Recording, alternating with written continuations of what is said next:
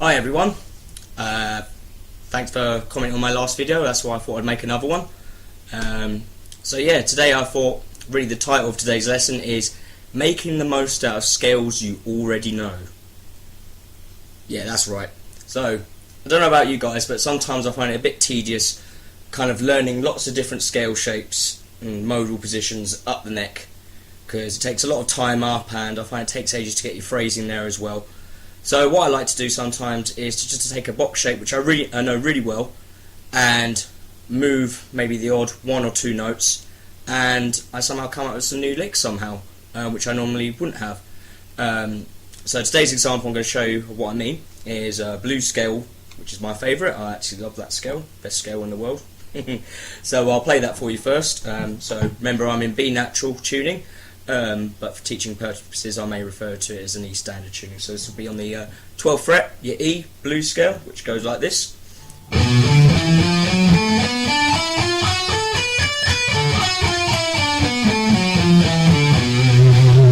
Yep, so it's a scale you're probably all very familiar with or come across it at some point. So what I do with this scale is I move just one of the notes to a different string.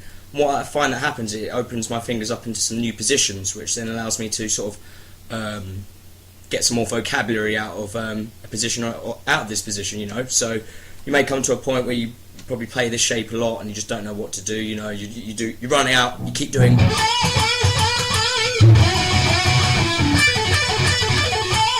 So, you know, you got all the typical licks and you think, man, what else can I do with this scale? Do I really have to go and learn some other modes? No, you do not have to. I'll show you what I mean with this. So we're going to go all the way up to the G string of the scale first, and then that's when the change is going to happen. So we're going to go all the way up to here.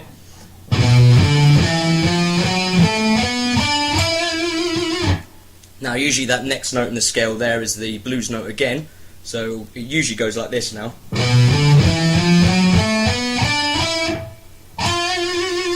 Yep, so there's your dissonant flat 5 note there.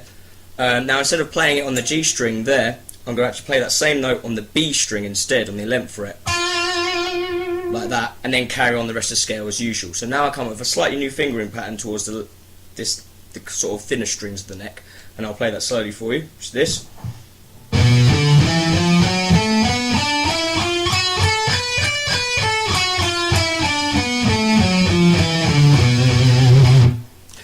So sound-wise, you know, it's pretty much the same. There's no difference. But now that I'm playing it a slightly different way, I've got access to a few more notes or a few new kind of pattern ideas with my fingers. So I'll show you what I mean. So here's a lick I like to do very often. So it starts on the B string on the 11th fret. So it goes 11, 12, 11. Nice minor second interval there, very evil. Then you go to your G string on the 14th fret, still the G string on the 12th fret, then back up again to the 14th fret on the G string. So 6 notes, or in a repetitive pattern like this.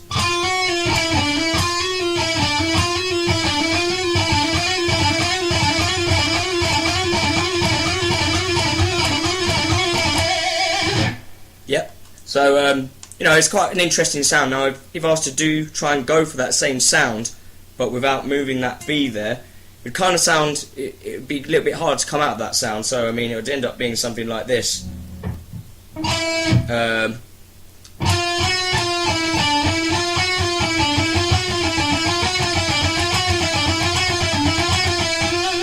You know, so it's, you know, it's a little bit different there. It's a little bit easier on the fingers to do it. Then you get some real good speed there, you know.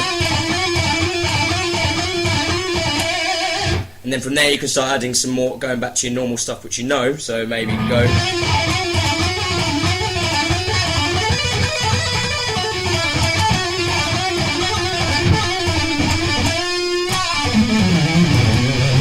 You know, so yeah, I find that really useful, really, because that way I'm kind of learning, getting some more lick ideas out of a position I already know without feeling like I'm, you know, sitting there going.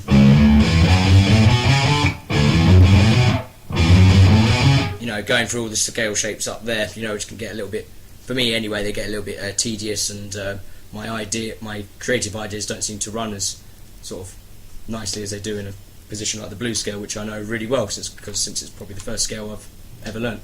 So yeah, I hope you guys find that useful. If you want me to explain a bit better, or if you've got any sort of lesson ideas you'd like me to teach you, or anything like that, just comment me or say, yo Joel, Wagwan, why are you not telling me this? What's going on here? You know, just tell me all that stuff. Yeah, so I'll carry on doing these lessons and stuff.